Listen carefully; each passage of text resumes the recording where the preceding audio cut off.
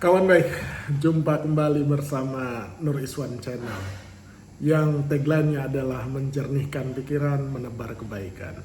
Kawan baik, ada peristiwa menarik di Bali hari-hari ini, yaitu Bali seperti menjadi lautan merah.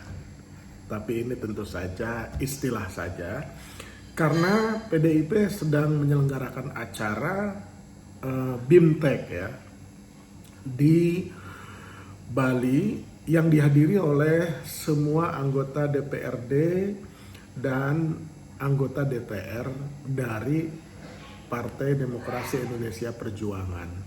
Menariknya, berkembang spekulasi yang mendekati kebenaran bahwa acara BIMTEK ini adalah sebenarnya ada agenda besar yang lain, yaitu Kongres PDI Perjuangan yang menurut bisik-bisik itu akan diselenggarakan antara tanggal 1 atau 2 Agustus, karena semua kader, terutama pengurus-pengurus teras partai ini itu hadir. Jadi biasanya tidak hanya anggota DPRD saja, tapi anggota DPRD itu juga mungkin sebagian besar juga merangkap menjadi pengurus teras di DPC atau di DPD provinsi. Nah, sinyalemen ini makin menguat, tapi menariknya hampir semua pejabat teras PDIP dari mulai Mbak Puan, Mas Ganjar, Pak Yasona, Bambang Pacul, hampir semuanya itu seperti seragam menyembunyikan dalam tanda petik ya, atau tidak membocorkan sama sekali apakah akan ada Kongres PDI Perjuangan atau tidak. Nah, ini menarik karena acara sebesar itu seperti berusaha ya, sebagai sebuah strategi PDI Perjuangan ini seperti berusaha untuk mengemas secara tertutup, tidak lagi seperti biasanya ya. Biasanya acara kongres itu seperti juga partai yang lain itu kan dikumandangkan atau disosialisasikan, artinya gemanya itu sangat besar, meriah gitu. Tapi kali ini secara cerdik ya, DPP PDI Perjuangan tentu saja atas arahan Ibu Ketua Umumnya, yaitu Mbak Mega atau Bu Megawati Soekarno Putri, itu seperti silent operation gitu. Artinya tidak ada woro-woro dideklarasikan ke ruang publik bahwa akan ada kongres, tetapi mengemas acaranya sebagai acara BIMTEK sampai tanggal 31 Juli. Tapi santer ya, akhirnya santer juga dan mulai terendus oleh media massa dan masyarakat bahwa sepertinya ini ada gelagat BIMTEK yang akan berakhir tanggal 31 Juli ini akan berubah atau akan dilanjutkan menjadi Kongres PDI Perjuangan, dan hampir dapat dipastikan ya Bu Megawati akan kembali menjadi Ketua Umum. Rasa-rasanya hampir semua pejabat teras di tingkat kabupaten, kota maupun provinsi itu, termasuk juga di DPP itu masih mempercayakan tampuk kepemimpinan PDIP ini ke Bu Megawati. Tapi ada satu peristiwa menarik, yaitu beredarnya foto ya, dan ini memang diliput media massa secara luas ketika Bu Megawati didampingi oleh Mbak Puan dan Prananda. Dan yang menarik ya, sepertinya baru kali ini Mas Nanan atau Mas Prananda itu merangkul dengan mesra Mbak Puan ya. Ini justru menimbulkan tanda tanya menarik ya, kenapa Bu Megawati, Mas Nanan dan Mbak Puan itu mempertontonkan sebagai show politik ya, political show, bahwa seperti ingin memberikan kesan kepada publik bahwa PDIP kompak, terutama juga di antara anak-anaknya Mbak Mega, yaitu Mbak Puan dan Mas Nanan.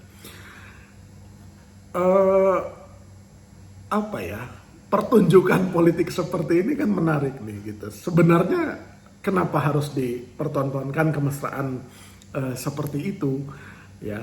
Atau memang untuk menyemangati kader PDI Perjuangan dan untuk memberikan pesan kepada khalayak juga bahwa tidak ada kompetisi diam-diam, ya, antara Mas Nanan dan Mbak Puan. Seolah-olah itu pesan yang ingin ditunjukkan. Tidak ada kompetisi keras atau persaingan diam-diam antara Mas Nanan dengan Mbak Puan.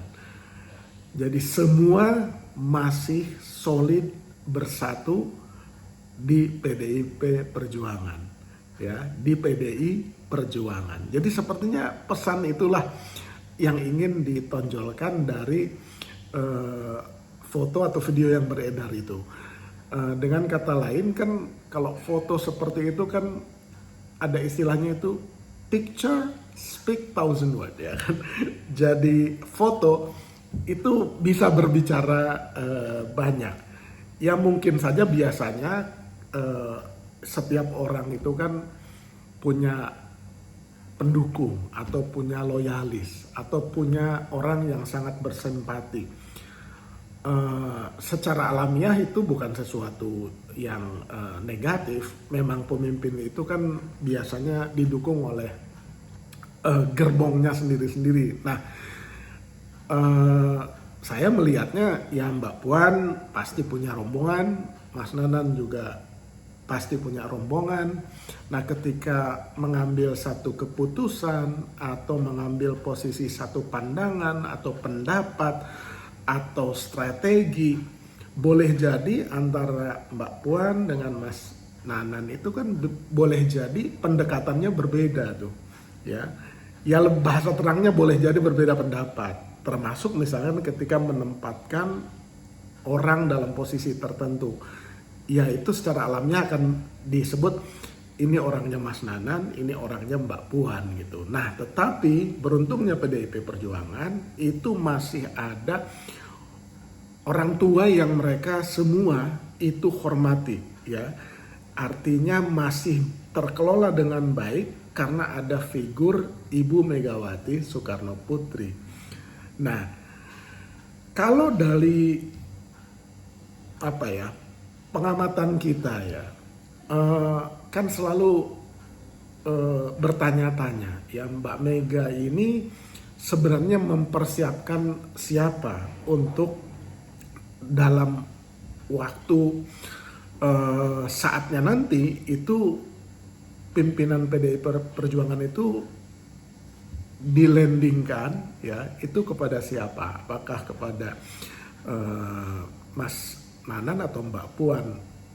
Hampir tidak mungkin PDIP ini akan dipimpin di luar keluarga Bung Karno gitu. Kemungkinan besar, ya, ini seperti partai Kongres di India lah, ya, keluarga Mahatma Gandhi, ya kan, itu ada Rajiv Gandhi gitu.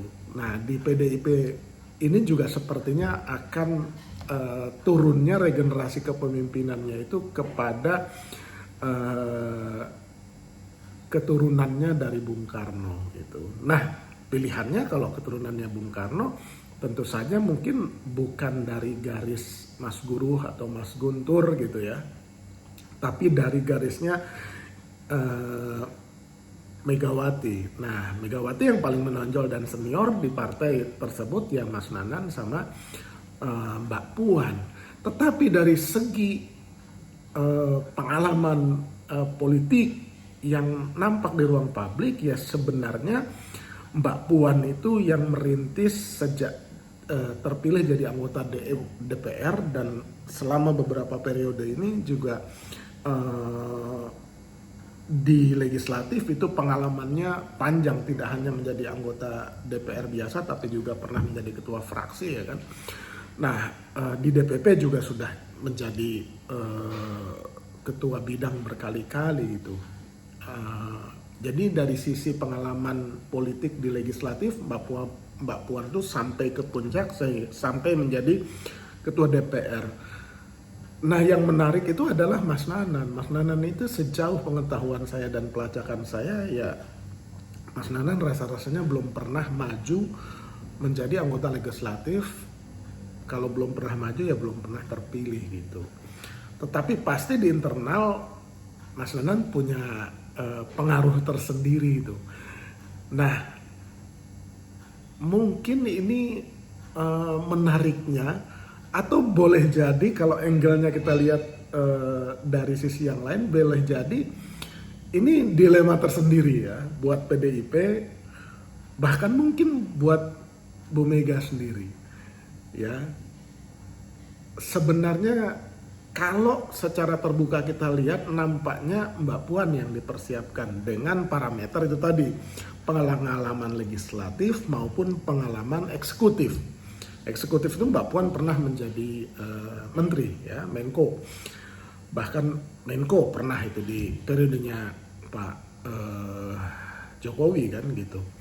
Tapi kalau Mas Nanan belum pernah jadi anggota legislatif, artinya pengalaman legislatifnya belum diperoleh, tapi pengalaman pemerintahan juga sebagai menteri ya, teknokrat gitu ya belum.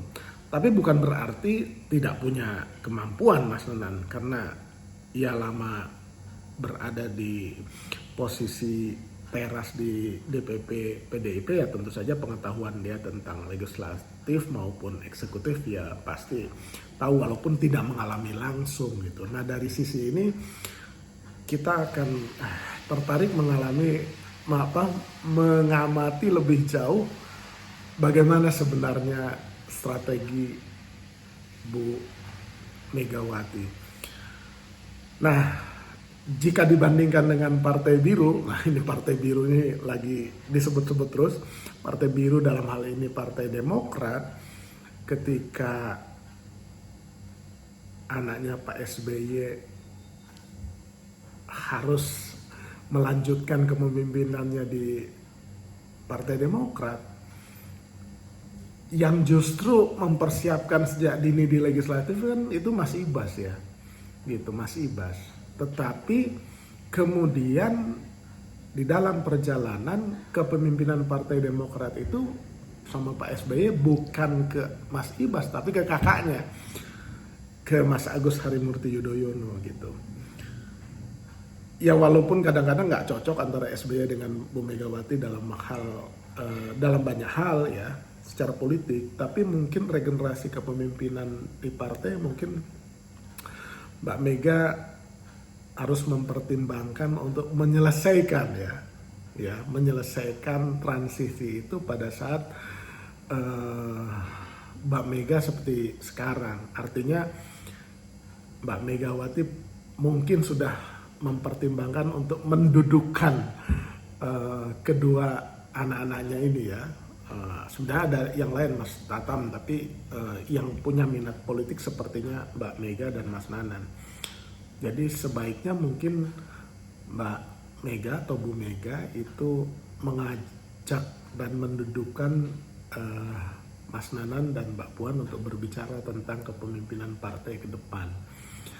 Atau boleh jadi sudah ya kan, kita kan tidak tahu karena itu obrolan keluarga, sehingga transisinya itu bisa berjalan smooth sepanjang dan selama Mbak Mega masih ada. Kemudian salah satu yang mungkin akhirnya bukan tidak diberikan ya, tidak menjadi ketua umum PDI Perjuangan di masa mendatang, itu bisa menerima keputusan Mbak Mega dan kemudian mendukung siapapun. Katakanlah misalkan karena secara pengalaman Mbak Puan lebih panjang dan lebih lengkap, bisa saja Mbak Mega akhirnya meminta kesediaan Mas Nanan untuk mendukung Mbak Puan gitu.